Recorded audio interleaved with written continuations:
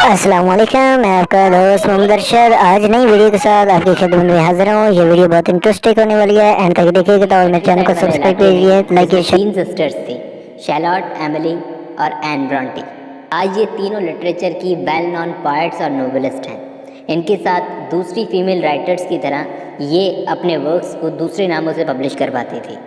इन तीनों ने अपने वर्क्स को पब्लिश करवाने के लिए अपने नाम रखे थे कर, एलिस और एक्टन। तीनों ने आदमियों का नाम रख लिया था और उस हिसाब से अपने वर्क्स को, पोएम्स को पब्लिश करवाया था और बाद में नोवेल्स को भी। ये तीनों अपने एक एक मास्टरपीस के लिए जानी जाती है, एक एक नोवेल के लिए जानी जाती है। इन तीनों में दोस्तों अपने टाइम में शैलॉट ब्रॉन्टी की जो नोवेल थी जेन एयर, ये सक्सेसफुल रही थी, जबकि एमिली ब्रॉन्टी की वुथरिंग हाइट्स और एन ब्रॉन्टी की द टैलेंट ऑफ वाइल्डफेल हॉल, इन दोनों नोवेल्स को बाद में लिटरेचर में मास्टरपीस एक्सेप्ट किया गया। तीनों सिस्टर्स का एक भाई भी था, ब्रेनवेल, जो इनसे बहुत क्लोज था, बचपन से बहुत इंटेलिजेंट था और इनकी इमेजिनेशंस को डेवलप करवाने में इसका बहुत बड़ा रोल है।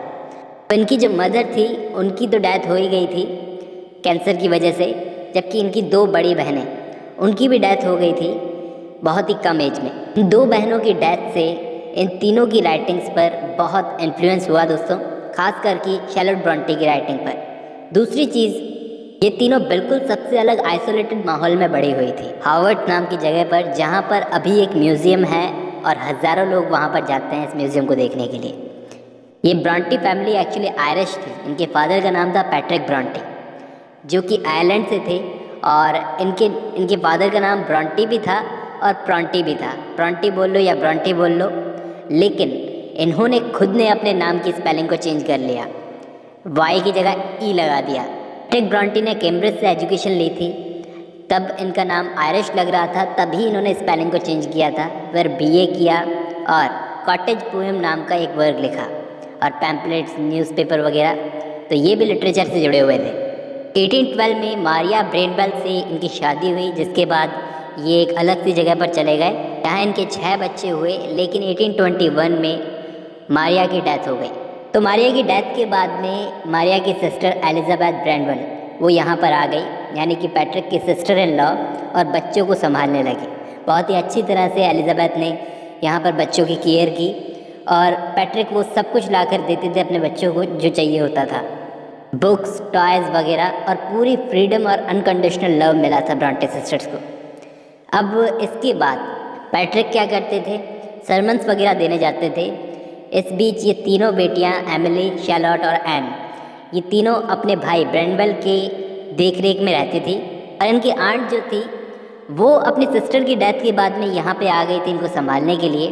वो पैट्रिक की हेल्प करने लगी। ब्रॉन्टे सिस्टर्स इनको बोलती थी आंट ब्रेनवेल। इन्होंने इनको पढ़ाया था, बुक्स दी थी, और बड़ी अच्छी लेडी थी जिन्होंने अपनी लाइफ को इन बच्चों को दे दिया। शादी भी नहीं की और कभी वापस भी नहीं गई। फिर 1842 में इनकी भी डेथ हो जाती है, और जाते जाते भी इनके पास जो कुछ भी था ये इन तीनों सिस्टर्स में बांट गई।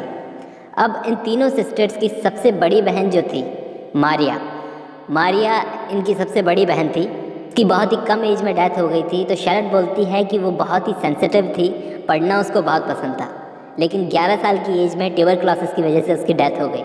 उससे छोटी थी एलिजाबेथ, वो 10 साल की एज में उसकी डेथ हो गई। फिर उसके बाद आती है शैलॉट, जो कि एक पोएट बनी और जेन एयर नाम का वर्क लिखा।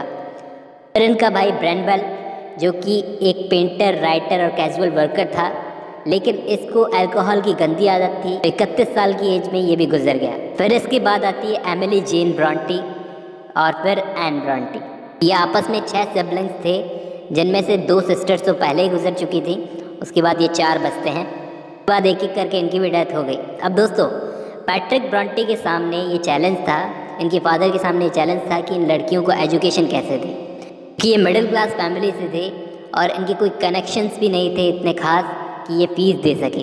फिर 1824 में इन्होंने अपने 4 एल्डेस्ट डॉटर्स को, जिस वक्त इनकी बेटियों की डेथ नहीं हुई थी उस वक्त, ऑवन ब्रिज नाम के स्कूल में डाला। लेकिन फिर मारिया और एलिजाबेथ, जो सबसे बड़ी सिस्टर्स थी, 2 सबसे बड़ी सिस्टर्स, वो बीमार पड़ गई, तो उनको निकाल दिया गया। लेकिन कुछ टाइम बाद ही वो गुजर गई। उनकी डेथ के बाद में शैलॉट और एमिली को भी स्कूल से बाहर निकाल लिया गया। 2 बड़ी बहनों को खो देने से इन सिस्टर्स को चोट पहुंची थी, और वो चीज़ आप शैलॉट ब्रॉन्टे की जो नोवेल है जेन एयर उसमें देख सकते हो।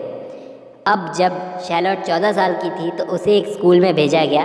मार्गरेट वुलर नाम की एक लेडी थी, उसको इसमें बहुत इंटरेस्ट आ रहा था शैलॉट में।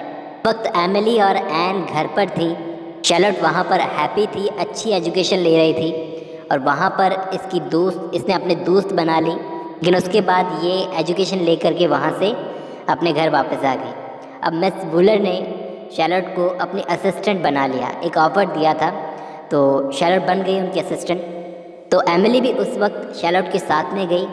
ये मकसद था कि एमिली को भी एजुकेशन मिल जाएगी, लेकिन शैलॉट की जितनी सैलरी थी उससे फीस बहुत ज़्यादा थी। बहुत ही कम एज में राइटिंग की तरफ इनका इंटरेस्ट बढ़ने लगा था। पहले राइटिंग को ये एक गेम की तरह लेती थी, बाद में इनका पैशन बन गया।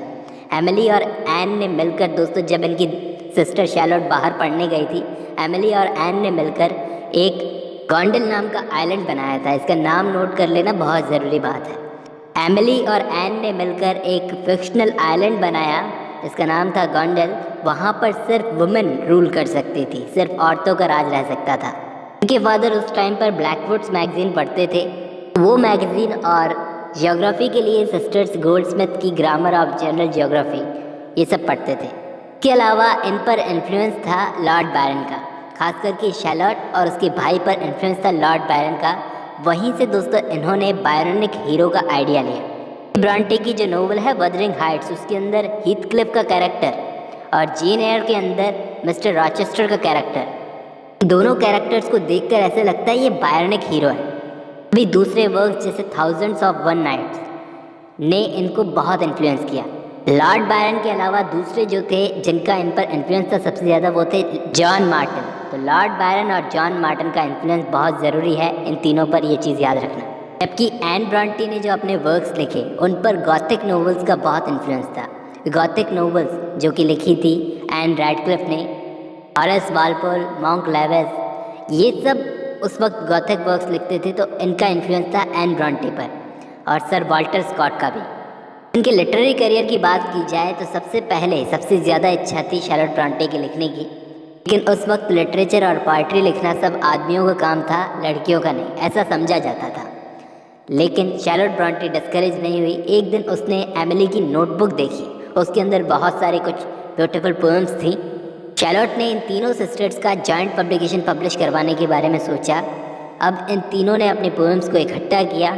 उसके बाद में शैलॉट पब्लिशर को ढूंढने लगी। पब्लिशर मिल भी गया, लेकिन वो इनके वर्क्स को छापने को तैयार हो गया ऑथर के खुद के रिस्क पर।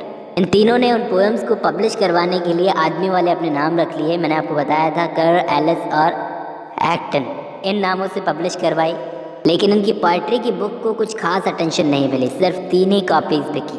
फिर इन तीनों ने पोइट्री छोड़कर प्रोज लिखना शुरू कर दिया और अपनी अपनी बुक्स लिखने लगी। ये तीनों अपना काम सीक्रेटली करती थी और रात को आपस में ये अपने वर्क्स को डिनर टेबल पर डिस्कस करते थे। 1847 में इन तीनों के वर्क सामने आते हैं बहुत ही प्रॉब्लम्स के बाद में। फिर से पब्लिशर ढूंढने का काम, फाइनली इनको पब्लिशर स्मिथ मिला। जेन एयर सक्सेसफुल हो गई उस वक्त, लेकिन एमिली ने अपना अलग पब्लिशर ढूंढा। फिर क्या अफवाहें फैलने लगी कि तीनों वर्क्स एक ही ऑथर ने लिखे हैं, एमिली ने। थॉमस कॉटलर ने वदरिंग हाइट्स को पब्लिश करवाया, लेकिन क्रिटिक्स ने इसकी बहुत बुराई की। इस वर्क को ब्लैक रोमांटिसिज्म का वर्क माना जाता है दोस्तों, वदरिंग हाइट्स को। लेकिन फिर 1848 में the tenant of Wildfell hall ये पब्लिश हुई, इसकी तारीफ हुई। इसके बाद दोस्तों इस वर्क के बाद में एन की डेथ हो जाती है। तो एन ब्रॉन्टी का ये जो वर्क है the tenant of Wildfell Hall, critics ने इसको फर्स्ट सस्टेन्ड फेमिनिस्ट नोवेल माना है। इन तीनों सिस्टर्स को जेन ऑस्टन की तरह ही घर में ही एजुकेशन मिली थी। इन तीनों में से शैलॉट को अपनी 2 बड़ी सिस्टर्स की डेथ का बड़ा दुख था। इसके लिए वो स्कूल को ब्लेम करती थी कि स्कूल में अच्छी फैसिलिटीज़ नहीं थी, जिसकी वजह से उनकी बड़ी बहनों की डेथ हुई। दोस्तों इनकी जो नोवेल थी जेन एयर, इसकी सक्सेस के बाद में ये जब लंदन गई तो वहाँ पर इनकी मुलाकात होती है, दोस्त बनी है विलियम मैकपिस थैकरे की और एलिजाबेथ गैस्केल की। वहाँ पर दोस्ती हो गई और शैलॉट ने विलियम मैकपिस थैकरे की तारीफ भी की। इसके बाद शैलॉट ब्रॉन्टे की शादी हो जाती है आर्थर बेल निकोल्स के साथ में। इसके बाद बस ये एक वाइफ बनकर रह गई कि लाइफ कम्प्लीटली चेंज हो गई। 38 की एज में इनकी भी डेथ हो जाती है दोस्तों। शैलॉट ब्रॉन्टे की डेथ के बाद में इनके फादर की रिक्वेस्ट पर एलिजाबेथ गैस्केल ने इनकी फर्स्ट बायोग्राफी लिखी थी। एलिजाबेथ गैस्किल ने शार्लोट ब्रॉन्टे की बायोग्राफी लिखी है दोस्तों, फर्स्ट बायोग्राफी। जबकि इनका भाई भी बहुत ही इंटेलिजेंट था, उसके हाथ में भी बहुत सारे टैलेंट्स थे, लेकिन अल्कोहल की गंदी आदत और टेबल क्लासेस की वजह से उसकी भी डेथ हो गई। एमिली ब्रॉन्टे को भी दोस्तों किंग्स ऑफ लिटरेचर बोला जाता है, क्योंकि इनके बारे में ज़्यादा कुछ पता नहीं चलता। एमिली को कभी फेम नहीं चाहिए थी, ज़रा सी भी नहीं चाहिए थी, वो बस खुद के सेटिस्फेक्शन के लिए लिखती थी। एमिली ने दोस्तों अपनी लाइफ में सिर्फ एक सिंगल नोवेल लिखी है, वदरिंग हाइट्स, जिसने इनको लिटरेचर की हाइट्स पर पहुंचा दिया। और पॉसिबली इन्होंने अपनी एक अनफिनिश्ड मैन्युस्क्रिप्ट भी छोड़ी थी डेथ से पहले, लेकिन शार्लोट ब्रॉन्टे ने उसको जला दिया, क्योंकि वदरिंग हाइट्स को लेकर पहले ही बहुत ही कंट्रोवर्सी हो चुकी थी, तो और कंट्रोवर्सी नहीं चाहिए थी। कि इनकी तीसरी सिस्टर एन, वो अपनी दो बड़ी बहनों की तरह इतनी ज़्यादा हाइट पर नहीं है, लेकिन दोस्तों इनकी डेथ के बाद में सिस्टर ने इनके वर्क को रीपब्लिश करवाया और वो आज मास्टरपीस माना जाता है। तो इन